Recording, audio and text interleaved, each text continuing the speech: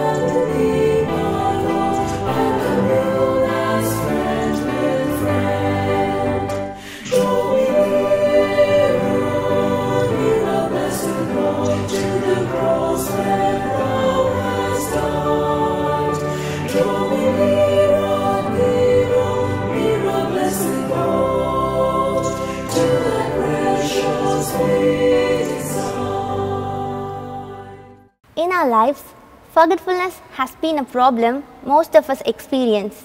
We often forget small things in our lives. This kind of forgetfulness is due to being busy, distracted and inattentive.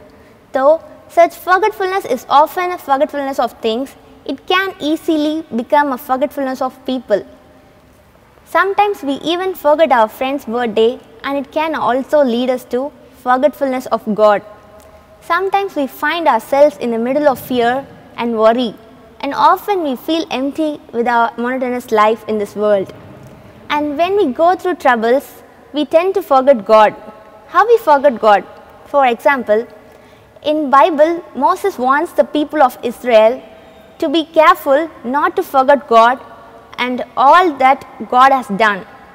In Deuteronomy 4:9, only be careful and watch yourself closely that you do not forget the things your eyes has seen or let them fade from your heart as long as you live. Teach them to your children and to their children after them. This is the warning against the forgetfulness that characterized the people of Israel. They had seen God's great act, they had experienced God's great deliverance of them through Red Sea. But when they hear the report of the 12th spy concerning the land of promise, they forgot all that they had seen, all that they had experienced. They are afraid of the giants. In their distress and fear, they forgot God. They failed to realize that the incredible presence, power and provision of God. So they didn't enter into the promised land. We too, like this, we get distracted by the demons of our days, by the busyness of our times. We forgot God. When we forget God, fear comes, and whatever we are afraid of is bigger to us than God in that instance. But the truth is, who God is. He is the maker of the heaven and the earth. 1 John 4:4 says, greater is He that is in you than he that is in the world. Why we forgot God? The one and only reason we tend to forget God is because of not keeping His commandments. Again, Moses warns people in Deuteronomy 8:11, beware that you do not forget the Lord your God by not keeping His commandments, His judgments and His statutes, which I command you today. For this verse, we can understand that forgetfulness comes by disobeying to his commandments.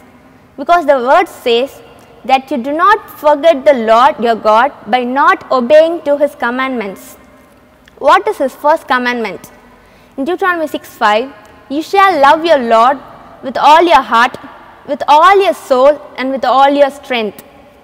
And Mark 22:36-38, a lawyer asked Jesus a question, testing him and saying, Teacher, which is the greatest commandment in the law? Jesus said to him, you shall love the Lord your God with all your heart, with all your soul, and with all your mind. This is the first and the great commandment. So, loving God is a commandment, not a choice. John 14:15 says, if you love me, you will obey my commandments. What is love? Love is giving and receiving. God showed his love by giving his own beloved Son for us and for our sins. In John 3:16-17 says, for God so loved the world that he gave his one and only Son, that whoever believes in him shall not perish but have eternal life. For God did not send his Son into the world to condemn the world, but to save the world through him. Jesus saves from guilt to righteousness. 2 Corinthians 5:21 says, he hath made him to be sin for us, that we might be made the righteousness of God. Through his blood, God made us righteousness. Jesus' love is unconditional. He is a faithful God. He is an unchanging God. We may forget God, but he will never forget us. So loving God is obeying to him. We read that Moses warned the people of Israel that you do not forget the Lord your God by not keeping his commandments. And John 14:15 says, if you love me, you will obey my commandments. So, we'll obey to his commandments. First, we love God with all our hearts, with all our minds, and with all our strength. Let us pray. Thank you, Lord, for this wonderful new day. Thank you for being with us and protecting us. Helps us to work for your will and fulfill your purpose in our lives.